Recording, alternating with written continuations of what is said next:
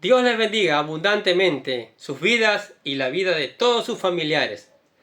Les contamos que vamos a comenzar una nueva aventura, así le llamamos, una nueva aventura. Es que vamos a estudiar la epístola o carta a Santiago. Una carta, una epístola que tiene profundo significado, ¿sí? De mucha ayuda para nuestro crecimiento espiritual, ¿sí? Vamos a aprender cosas maravillosas, cosas que el Señor nos manda hacer, cosas que tienen que ver con nuestra relación con Él, con nuestra relación con el prójimo, y cómo debemos vivir como cristianos. Así que quédese acá escuchando esta maravillosa palabra. Entonces hoy, en el tema 1, vamos a hablar de la introducción a la epístola de Santiago, ¿sí? Y vamos a hablar de algunas cosas, por ejemplo, ¿cuándo se escribió la carta de Santiago? ¿Quién la escribió? Entre otras cosas. Hablemos del autor. La carta de Santiago fue escrita por Santiago, hermano del Señor Jesucristo. ¿Sí escuchó bien? Hermano del Señor Jesucristo. ¿Sí? Hermano en la carne. Bueno, este es un tema muy polémico. Yo no quiero pelear, discutir con nadie. Si alguno cree otra cosa, yo creo en lo que dice la palabra de Dios. Se encuentra porque María y José eran una pareja humana normal que después que nació Jesús, el Hijo de Dios, ellos como pareja vivieron su vida normal y tuvieron otros hijos, y la Biblia habla de esos. Mateo capítulo 13 versículo 55 encontramos una referencia. Otra referencia encontramos en Gálatas capítulo 1 versículo 19. ¿Sí? Aparece con Santiago. Entonces, insisto, yo no queremos discutir con nadie, polemizar temas religiosos, temas teológicos, pero Santiago, el que escribe esta epístola, es hermano del Señor Jesucristo. Lo van a encontrar allí como Jacobo, que es igual a Santiago.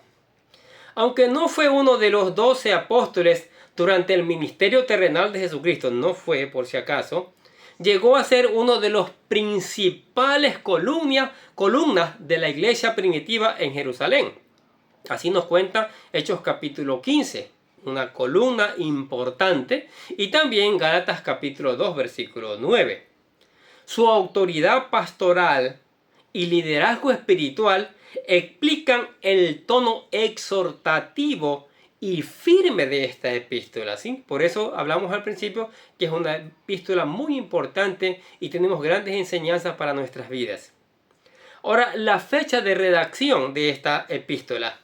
La mayoría de los estudiosos sitúan la escritura de la carta entre los años 44 al 49 después de Cristo, lo que la convierte en uno de los libros más antiguos del Nuevo Testamento. Así es, más antiguo. Veamos algunas razones para esta fecha temprana. Veamos. No menciona el Concilio de Jerusalén. Hechos capítulo 15, en el año 49 después de Cristo fue ese concilio, y no lo menciona en esta carta, lo cual sugiere que fue escrita antes de este evento clave, de este evento tan importante donde se resolvió ese conflicto que tenían con los gentiles. Refleja una iglesia aún fuertemente judía en su identidad, sin referencias a controversias de los gentiles que vamos a desarrollar más adelante, ¿sí? No hay todavía esas controversias que si hay que predicarle, que si son salvos o no, y cosas por el estilo. Carece de un desarrollo teológico sistemático sobre la justificación, lo que indica una etapa temprana de reflexión cristiana, ¿sí? Otra razón es que el uso del término sinagoga, Santiago capítulo 2, versículo 2, sugiere un contexto cercano al judaísmo, ¿sí?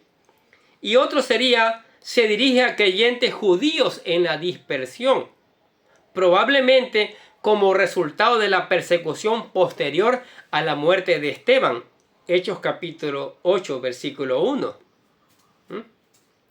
Hablemos del contexto histórico. La carta fue escrita desde Jerusalén, en el tiempo de persecución pobreza y tensiones sociales. Santiago escribe como pastor y líder, exhortando a los creyentes a vivir una fe auténtica. Eso, una fe auténtica, una fe verdadera. Y por eso este libro nos va a ayudar con eso, porque ya no hay fe auténtica en muchos en estos días. Una fe perseverante y coherente en medio de pruebas y desigualdades. Lo que sucede hoy, ¿sí? Tanto peligro que hay hoy día, tantas desigualdades, y esta carta nos va a ayudar a vivir con una fe verdadera, a pesar de las dificultades, a pesar de las desigualdades, a pesar de las pruebas que vengan. Ahora volvamos a recordar. La carta de Santiago fue escrita aproximadamente en el año 44 al 49 después de Cristo por Santiago. Insistimos, hermano del Señor Jesucristo, líder de la iglesia de Jerusalén. Era el líder, era el pastor de la iglesia de Jerusalén, con el propósito de fortalecer espiritualmente a los creyentes judíos dispersos, llamándolos a una fe viva, como estamos enfatizando, que se manifieste en las obras, ¿sí? Que podamos ayudar a otros, como va a ir hablando más adelante en el desarrollo de esta carta, ¿sí? Hablemos de la introducción teológica. La epístola de Santiago ocupa un lugar singular en el Nuevo Testamento por su marcado énfasis en la ética cristiana vivida y su profunda conexión con la sabiduría bíblica del Antiguo Testamento.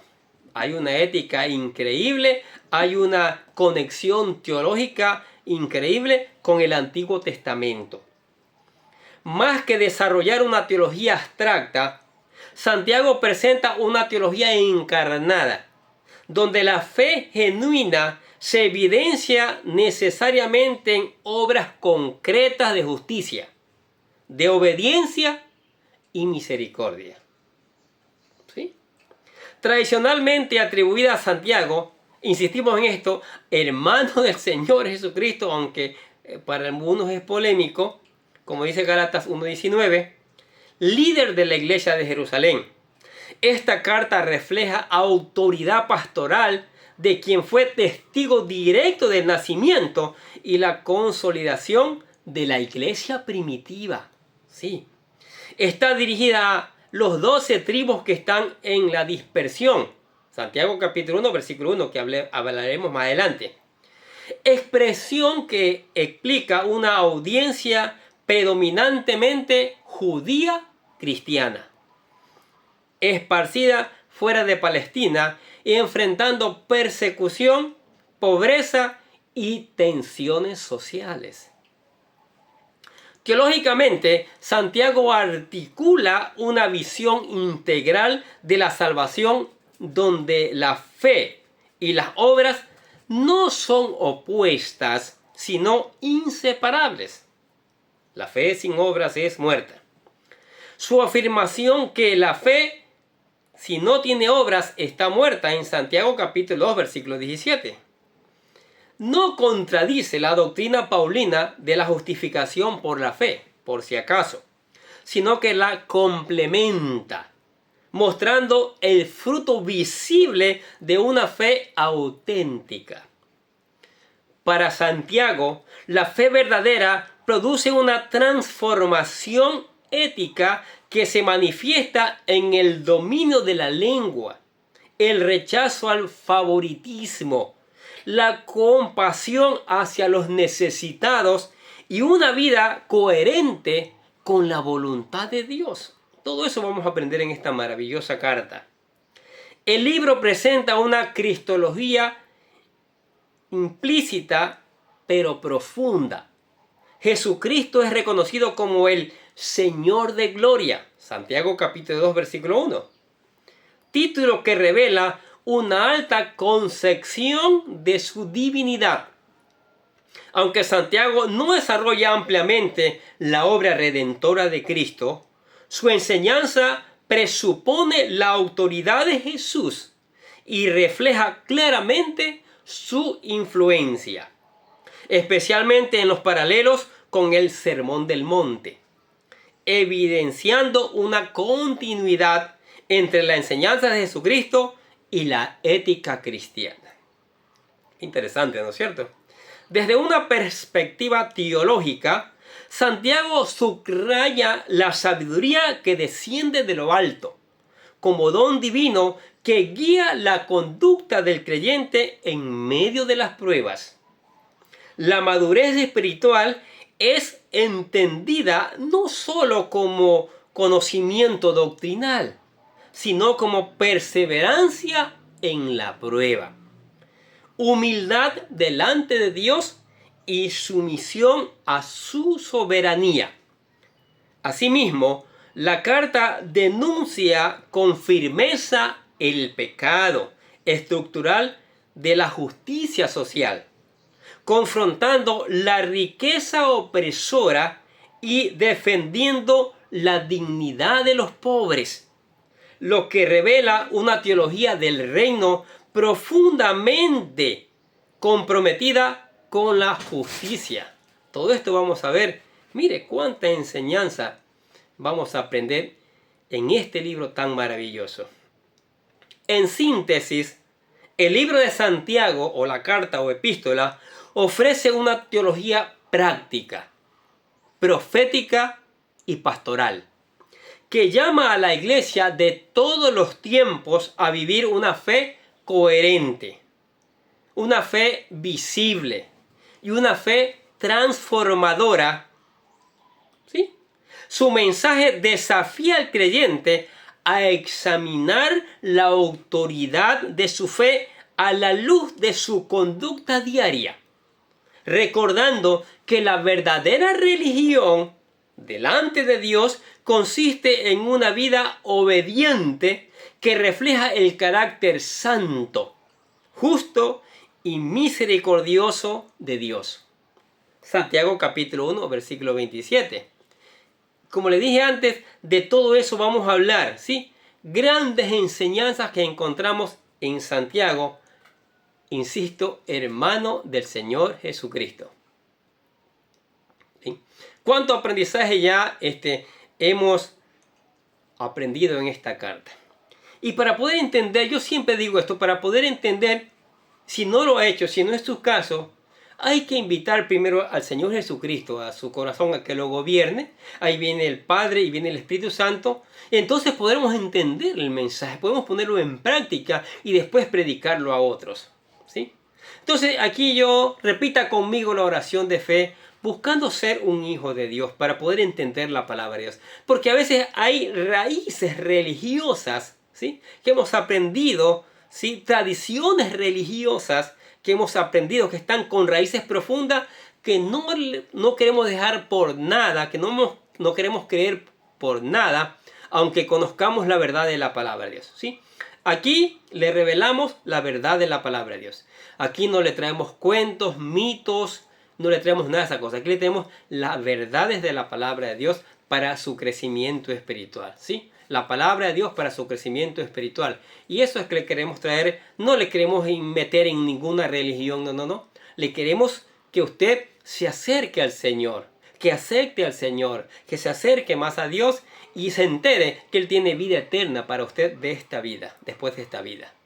Entonces, aquí está la oración de fe. Repita conmigo y diga: querido Dios, sé que soy un pecador y que nada de lo que hago puede hacerme ganar el cielo o la vida eterna. Creo que Jesucristo murió por mí, derramando su sangre para lavar todos mis pecados para ser redimido, y que se levantó de la tumba al tercer día. Ahora mismo lo recibo como mi Salvador personal, confiando solamente en Él como mi único camino al cielo. Señor Jesús, séllame y lléname con tu Espíritu Santo y escribe mi nombre en el libro de la vida para ser salvo. Y le digo: gracias, amado Padre Celestial, por regalarme la vida eterna. Amén. ¿Usted aceptó al Señor Jesucristo? Muy bien. Lo bendecimos, lo felicitamos.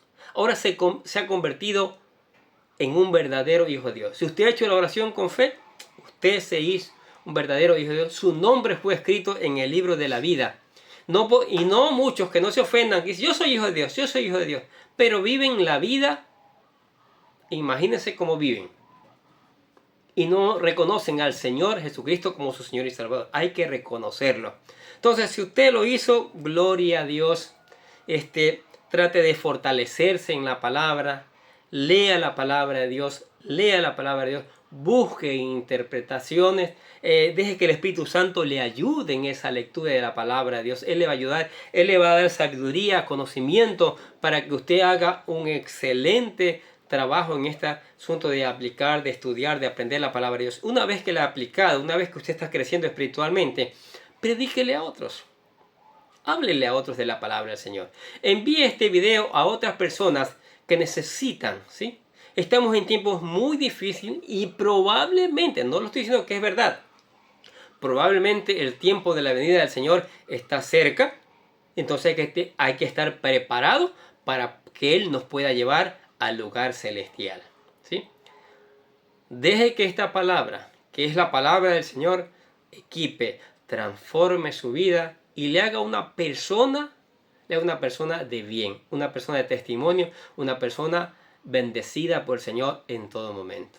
Le damos gracias a usted, ¿sí?, por dar esos minutos para escuchar la palabra de Dios y que esta palabra traiga gracia, traiga la gracia de Dios a sus vidas, ¿sí? Dios les bendiga.